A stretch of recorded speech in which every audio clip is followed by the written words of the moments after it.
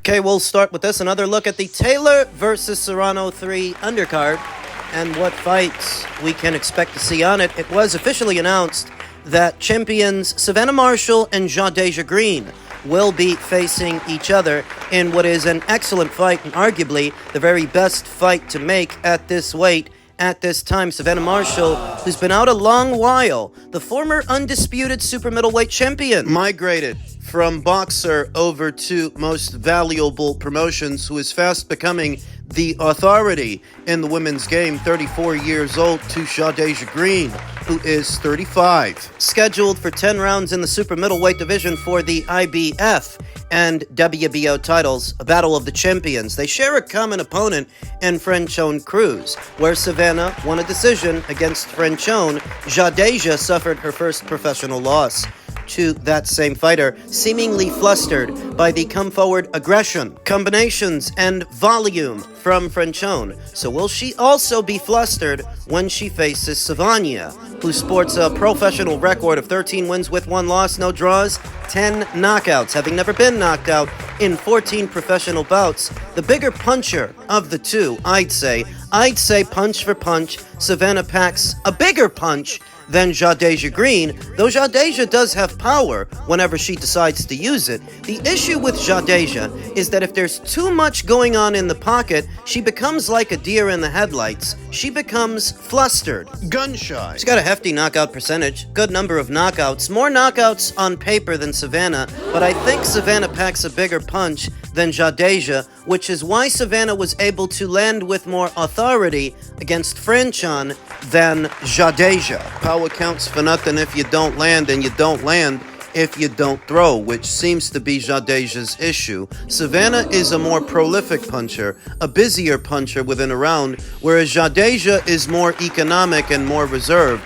looking to work off the counter. Last in action in November of last year, where she fought 2 times. She fought in July, then she fought again in November, coming off of 2 consecutive victories. And I saw both fights. Can't say that I was impressed with what I saw from Jadeja in the Natasha Spence fight and the Melinda Watpool fight. Being honest, the Watpool fight, I think Jadeja got a gift. I think that Melinda should have won. Perhaps the saving grace for Jadeja is that she has been more active in the last 12 months than Savannah. Savannah has not seen action since July of 2023. That's basically saying that the night of the fight, it will have been roughly 2 years since Savannah's last boxing match. Yeesh. What's kept Savannah out of action? Failed pursuit of a Clarissa Shields rematch in both the boxing ring and the octagon. Remember that both fighters signed to the PFL. Savannah made her MMA debut, and it was thought that afterwards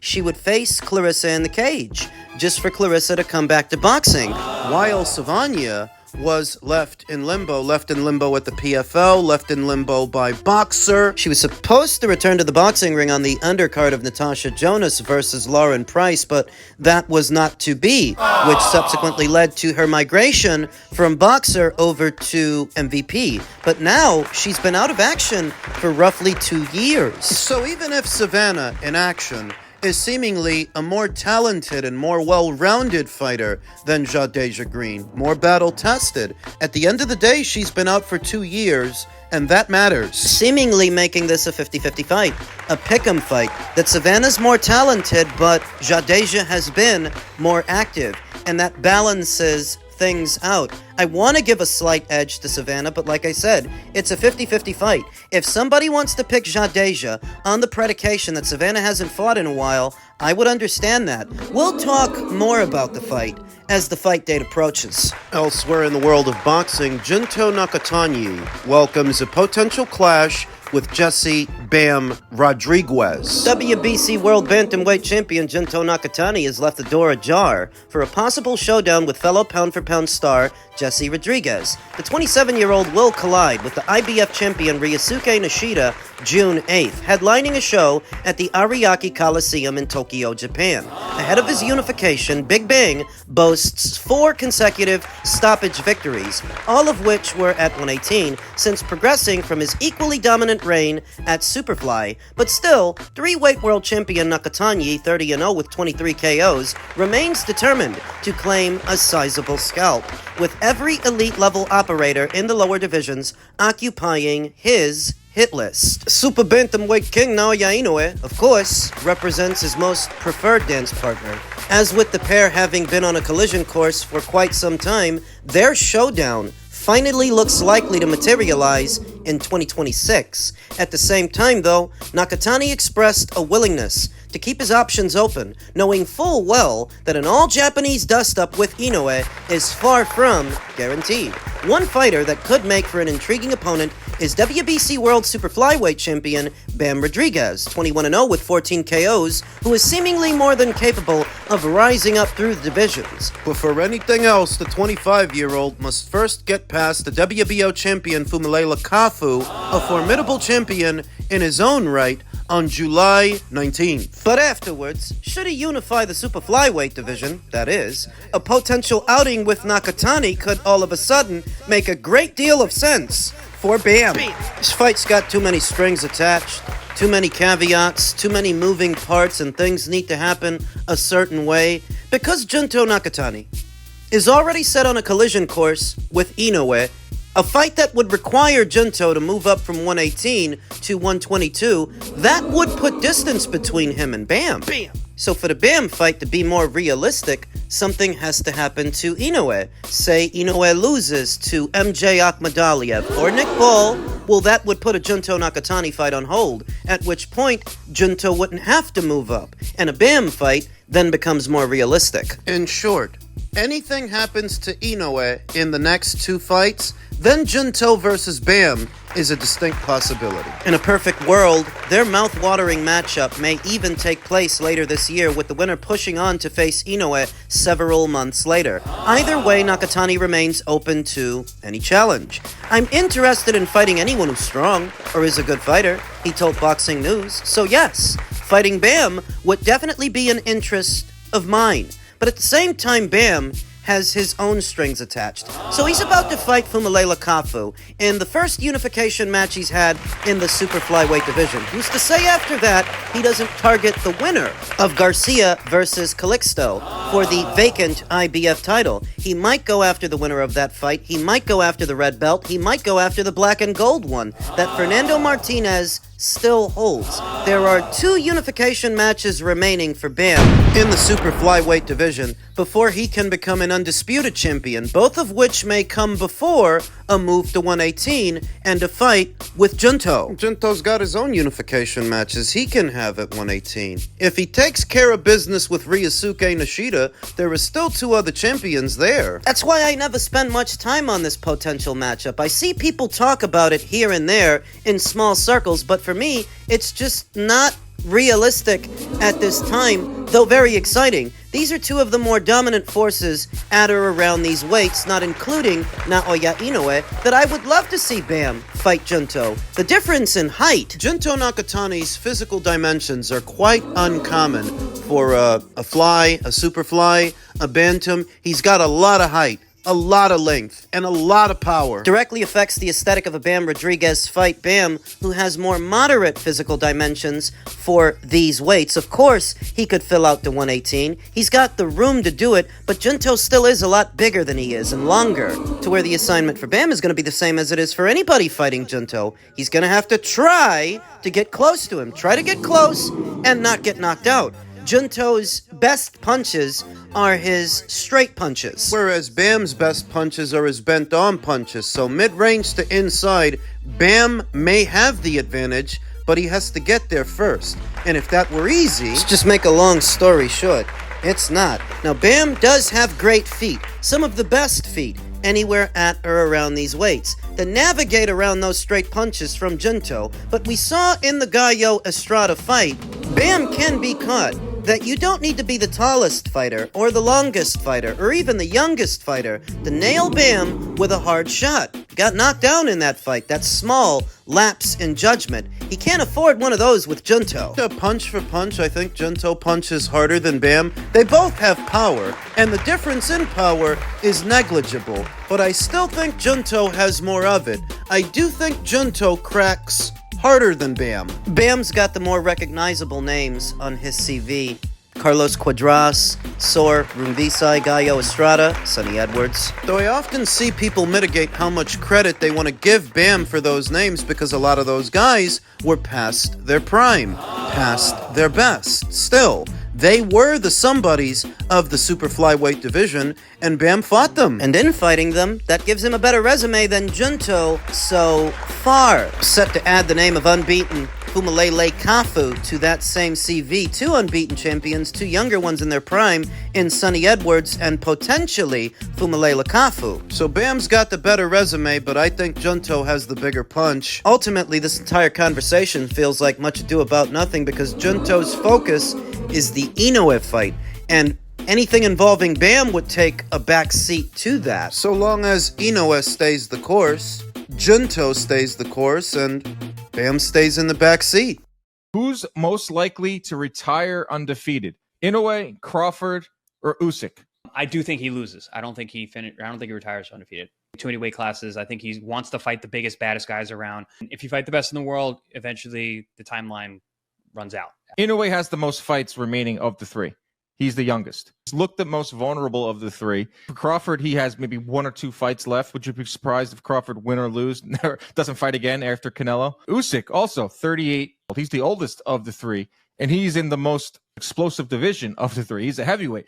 It's a toss-up between Usyk and Crawford for me. So that's an interesting conversation, an interesting question. Which one of those three aforementioned fighters will retire undefeated, though it relies on the presupposition that one or some of them actually do it when it's conceivable they could all lose before they hang the gloves up. Terence Crawford could lose to Canelo Alvarez. Usyk could lose to Daniel in the rematch. And Inoue, he's got the most time left in the game, and he could lose anywhere inside of the next 2 to 3 fights. Possible. But I suppose Chris Algieri's assertions hold some merit that Usyk is on his way out. So is Crawford. They stand the best chance, relatively speaking, of walking away from the sport with their O intact because they don't got a lot of time left. All Usyk's got to do is beat a guy who he already beat before. Terence, he's got to beat Canelo, which is seemingly a tougher assignment, but Canelo's been looking human as of late, not as destructive and complacent. Inoue's the one who's got it really rough because he's actually given himself 3 more years, including this one, before he hangs the gloves up. And an itemized grocery list of names awaits him. It's not just MJ, it's also Nick Ball, and maybe Junto Nakatani, and maybe Bam after that, maybe one or some of the other guys at 126 pounds, whoever's there when he moves up. Retiring undefeated. As long as I've been a boxing fan, I never saw more emphasis on a fighter retiring undefeated than what I saw in the Mayweather era. It was part of his sales pitch, that not only is he unbeatable, but he will match and surpass Rocky Marciano's unbeaten record of 49-0. He hooked a lot of people in with that sales pitch. It became embedded in the minds of the boxing community at large, became boxing culture, all this emphasis on the unbeaten record when before his era, you didn't see as many people talk about it, perhaps because it was customary for even the very best of the best fighters to at some point lose. Duran did, Sugar Ray Leonard did, Marvin Hagler, Tommy Hearns, Roy Jones Jr., Muhammad Ali. If you condensed the entire history of the sport of boxing, what you would find is that more often than not, it's the very best of the best fighters that tend to lose. And that's the way that it usually happens. What you saw in the Mayweather era was more of an anomaly, the exception to the rule, but it doesn't speak to the majority. Does that make Mayweather better than those fighters? No, I wouldn't say that, because when you analyze the eras, the Duran era, the Leonard era, was a more dangerous era of fighters than what Mayweather faced. And in Mayweather's era, there were that many more belts to win from, that many more champions that are perhaps not the same caliber of fighters that Duran was, that Tommy Hearn was, that Sugar Ray Leonard was, which is neither here nor there, but all this emphasis on retiring undefeated is a direct extension of the Mayweather era, the previous one to this one. I tend to think of it as the cherry on top. If you spent the majority of your career fighting the very best out there, and at some point you lose a fight, it's not the end of the world. But if you can do this consistently and retire undefeated, it's a cherry on top. It's the blowjob after dinner. It's nice, it's very nice, but for the vast majority of boxers, losing is a reality. It's going to happen. It's all a question of what can you manage to accomplish before that happens, and how do you handle it afterwards. So losing to Joe Frazier was hardly the end of Muhammad Ali. Roberto Duran losing to Esteban de Jesus was hardly the end of him, and Leonard losing to Duran, same deal. So that when I think about the potentiality of Inoue losing anywhere inside of the next 2 to 3 fights, what immediately comes to mind is that he is easily the best, if not one of the best fighters that Japan has ever produced, bringing money and attention otherwise unseen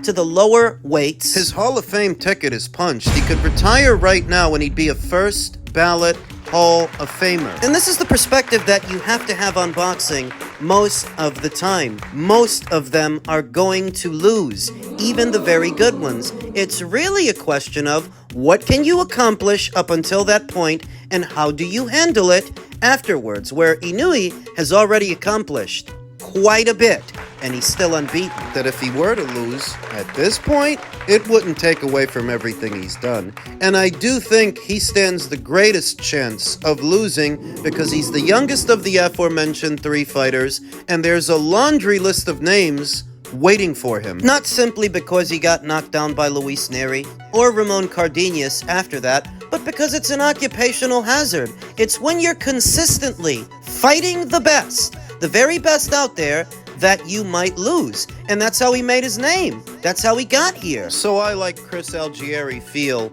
that's gonna happen. Could happen when he faces his countryman, Junto Nakatani, or it could happen ascending to the featherweight division, maybe biting off more than he can chew up there. But none of it takes away from everything he's accomplished and the great fighter that he is, because that much he's already established.